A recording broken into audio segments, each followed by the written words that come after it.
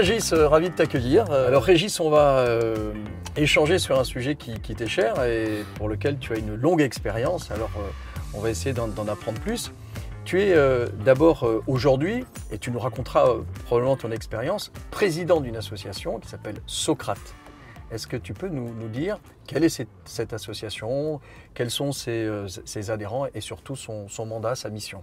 D'accord. Donc, je suis d'abord président d'Upside Boucle de Rouen, qui est l'association d'industriels qui a été créée il y a 3 ans maintenant, suite à l'accident, à l'incendie de Rouen dont tout le monde parle. Cette association a pour but de faire un peu comme au Havre et à Port-Jérôme, de fédérer les industriels autour de sujets communs. Et un des sujets est la décarbonation. Il y a un sujet maîtrise des risques et sécurité, bien sûr, comme dans toutes les plateformes, mais il y a un sujet autour de la décarbonation et des sujets autour de l'eau.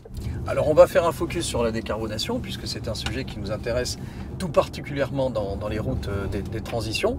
Donc cette association Socrate travaille sur la question de la décarbonation avec un écosystème assez large. Si on refait un tout petit peu d'histoire, l'État a lancé un appel à projet qui s'appelle ZIBAC. ZIBAC, ça veut dire zone industrielle bas carbone.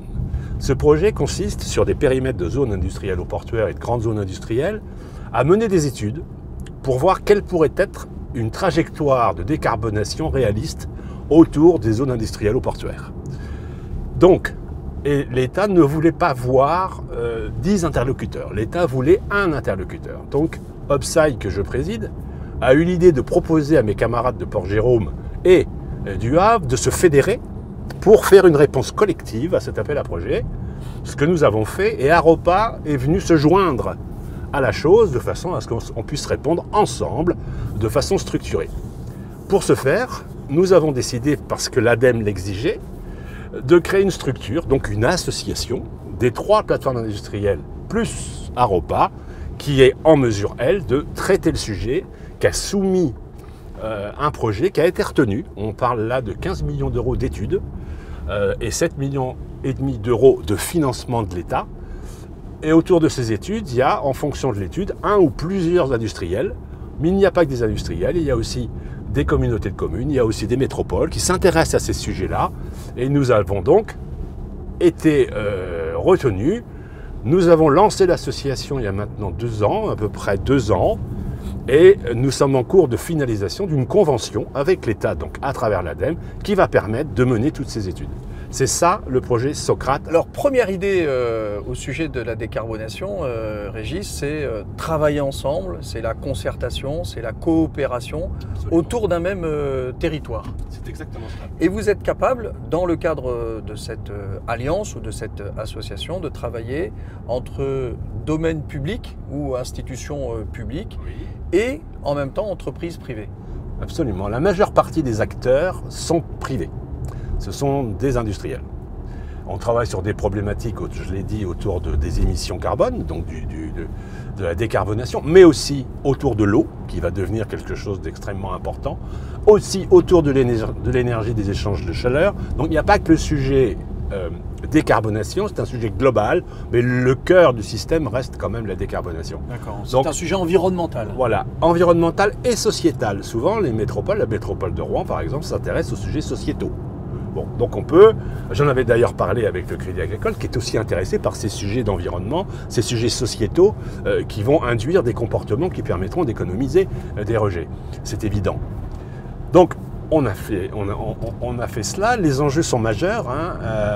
L'axe Seine, c'est environ 12 millions de tonnes par an d'émissions de CO2. Grossièrement, entre Rouen et Le Havre. Il y a des projets qui avaient déjà été un peu engagés, dont un projet important qui s'appelle ECO2. ECO2, ça regroupe 5 grands industriels. Il y en a un à Rouen, Lat Nitrogène, qui s'appelait avant Borealis. Il y en a 2 à Port-Jérôme, Exxon et Air Liquide. Et il y en a 2 sur la zone du Havre, Total et Yara.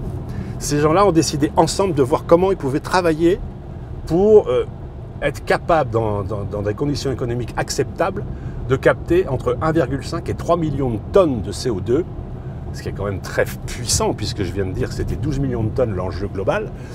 Rien que ce projet permettrait de diminuer de 20 à 30% les émissions. De quoi s'agit-il? Ce projet qui s'appelle ECO2, qui est piloté par Air Liquide d'ailleurs, qui fédère les autres industriels et qui mène le projet et qui a soumis ce projet à l'appel à projet zone industrielle bas carbone qui a été retenu. Donc, on va capter le CO2, chaque grand industriel fait son affaire de capter le CO2 sur ses unités. Ce sont des unités de production d'hydrogène.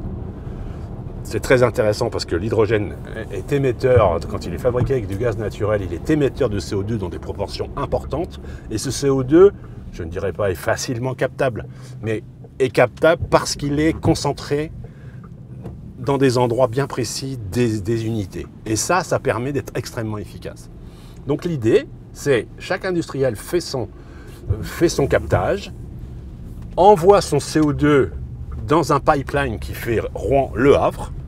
Ce pipeline arrive au Havre, on va construire une usine de liquéfaction de CO2, de façon à pouvoir le transporter de façon massive. Hein. Dans la canalisation, il est bien sûr gazeux, mais à l'arrivée, on aurait une usine qui alimenterait des navires qui vont aller réenfouir le CO2 en mer du Nord. En clair, le CO2 est renvoyé d'où viennent les énergies fossiles. Nos amis nord-européens sont un peu en avance sur nous. Le projet Nord-Europe s'appelle Northern Light. Bon, c'est un consortium autour de la Norvège, capable justement de se structurer pour absorber ce CO2. L'avantage de ce procédé, de cette façon de faire, c'est que ça permettrait d'aller vite dans des conditions économiques acceptables. Mais il n'y a pas que ce projet-là, il y a des projets autour des réseaux de distribution d'hydrogène ou de gaz renouvelable, où il y a des projets un peu partout sur le territoire. Il y a des sujets de mutualisation de réseaux de chaleur qui permettront d'être plus efficaces et finalement de faire ce qu'on appelle de l'économie circulaire. Et pour tous ces sujets-là, eh bien, on a en général des grands acteurs de l'énergie, de la chimie, du pétrole. Voilà, c'est plutôt. Et l'idée derrière encore, c'est une fois qu'on aura mis en place une infrastructure digne de ce nom, on pourra aider les plus petits émetteurs, eux aussi, à se décarboner. Régis, je voudrais t'interroger. Alors, tu as une particularité, c'est que je pense que tu es un homme de consensus, tu essayes de trouver la convergence des intérêts. C'est probablement pour ça que tu es à la tête de l'association Socrate. Est-ce que tu crois, et là je parle à ton expérience, est-ce que tu crois qu'il est possible d'avoir des intérêts partagés avec des concurrents? La question de la décarbonation, la question de la recherche des meilleures solutions de décarbonation, c'est quand même particulièrement stratégique. Et est-ce que finalement, avec des concurrents d'un même secteur, on peut travailler ensemble sur ce sujet en particulier? Ma réponse est oui. Les industriels sont des gens responsables. Ils ne partageront pas forcément des secrets, c'est bien évident. Ils ne partageront pas certaines données, c'est évident aussi, puisque de toute façon la loi leur interdit de le faire. Néanmoins, moi j'ai été secrétaire général de France Hydrogène pendant une dizaine d'années.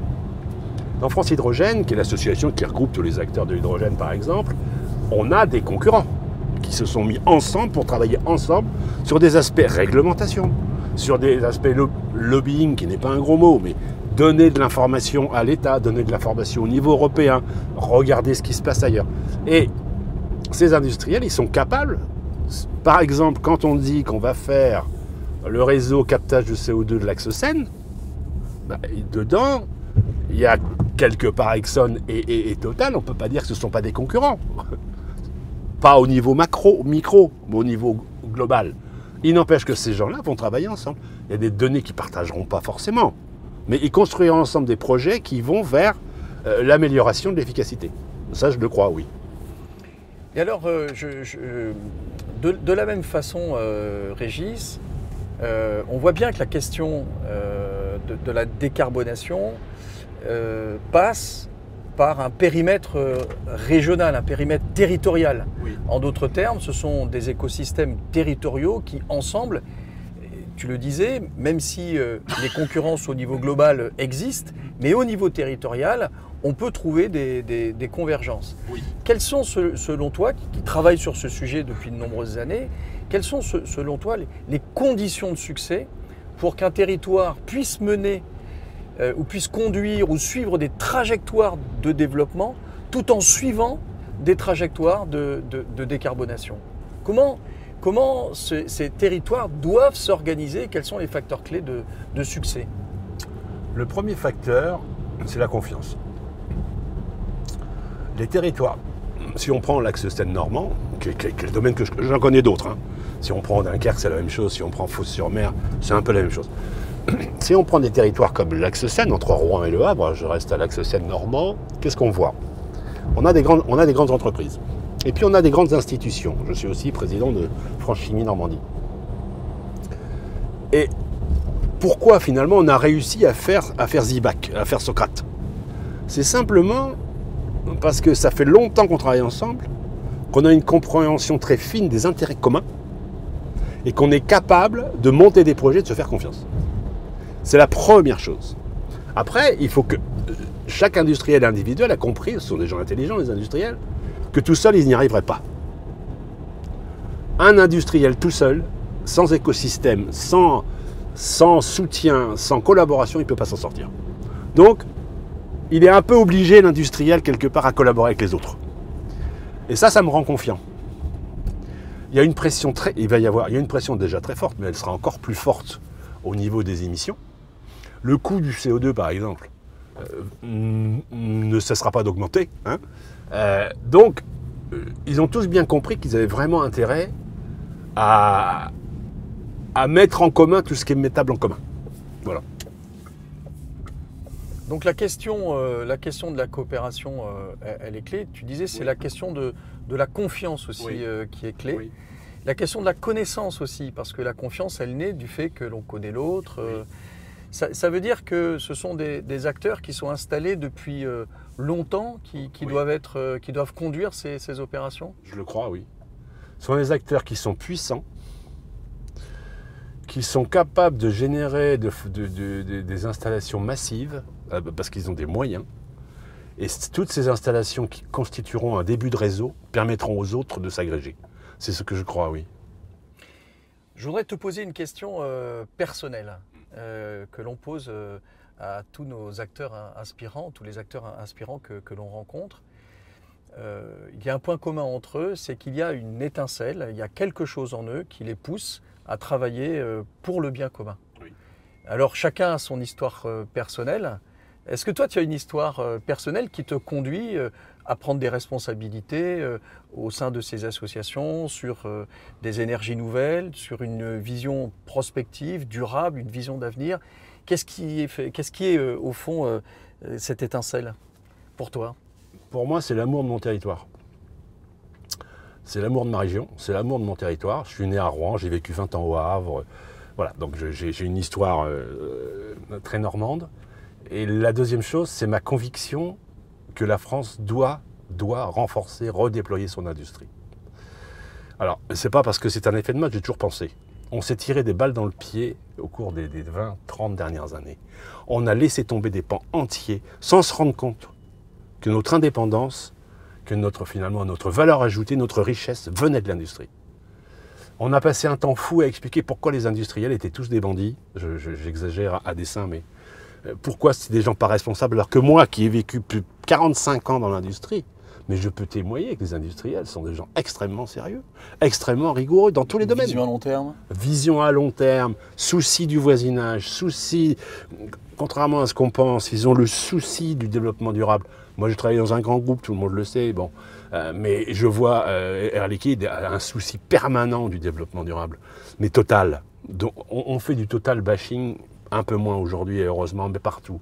Mais total, ils font un nombre d'actions contributifs au développement durable incroyable.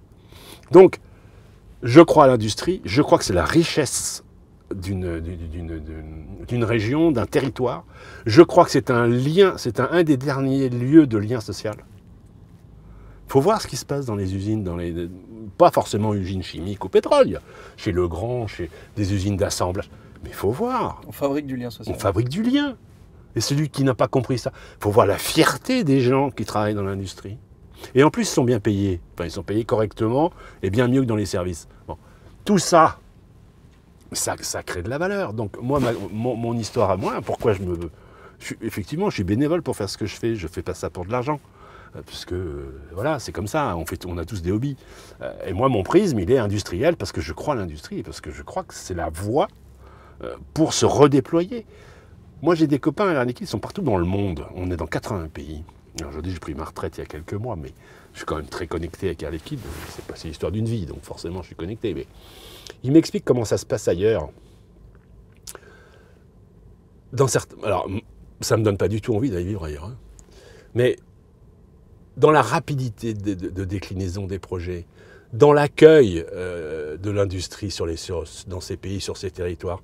Si on revient à la France et qu'on regarde, avant-hier j'étais à l'inauguration d'une usine dans le Morbihan, au milieu de la Pampa. Très belle usine chimie qui inaugurait toute une unité de recyclage pour réutiliser l'eau, etc. Fantastique. Mais tout le monde était là. Le préfet, les élus, les collaborateurs, les industriels locaux, tout l'écosystème était là, mais avec un sourire, une fierté. 6 millions d'euros, Eric. Ici, en Normandie, à Rouen, il y a 3 semaines, Lubrizol a inauguré une nouvelle unité de conditionnement, de remplissage, etc., pour améliorer, pour donner plus être encore plus vertueux. Enfin bon, il n'y avait pas un élu. On est allé voir pour la même unité, pour le même industriel qui inaugurait la même unité, parce qu'en fait, ils ont fédéré les deux pour aller stocker leurs produits ailleurs. Enfin, tout un truc vraiment de développement durable très sérieux. Au Havre, ils étaient tous là. En Morbihan, ils avaient un sourire jusqu'aux oreilles. Au Havre, franchement, c'était sympa. Et les élus de tous bords. Hein. À Rouen, j'ai un peu plus de mal.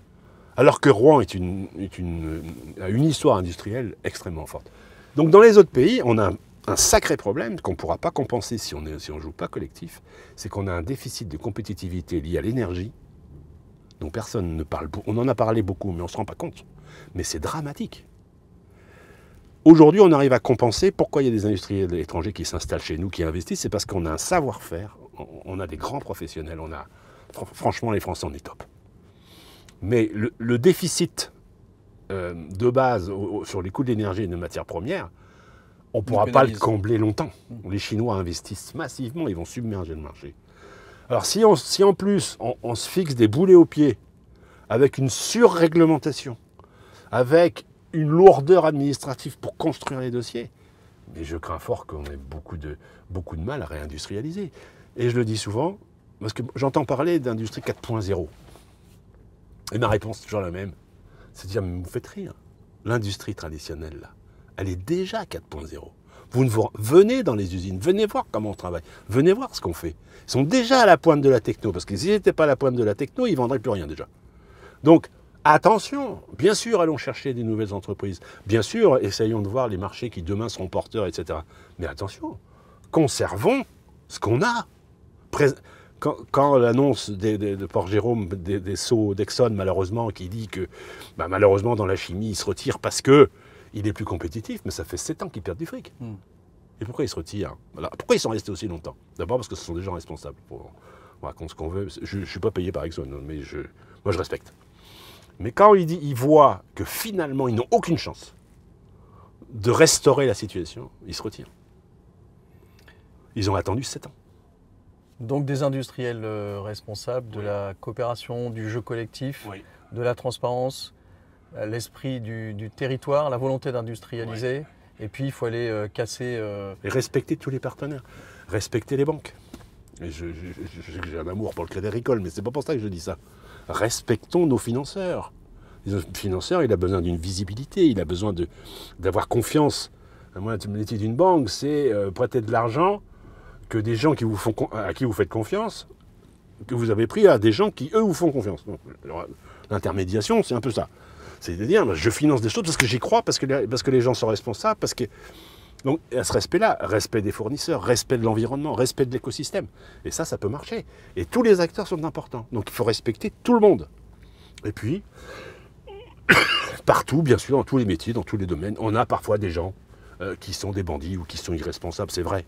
Mais c'est loin, loin, loin d'être la majorité. La majorité des gens sont responsables. Régis, nous sommes arrivés au terme de notre petit voyage, notre longue conversation. Merci en tout cas.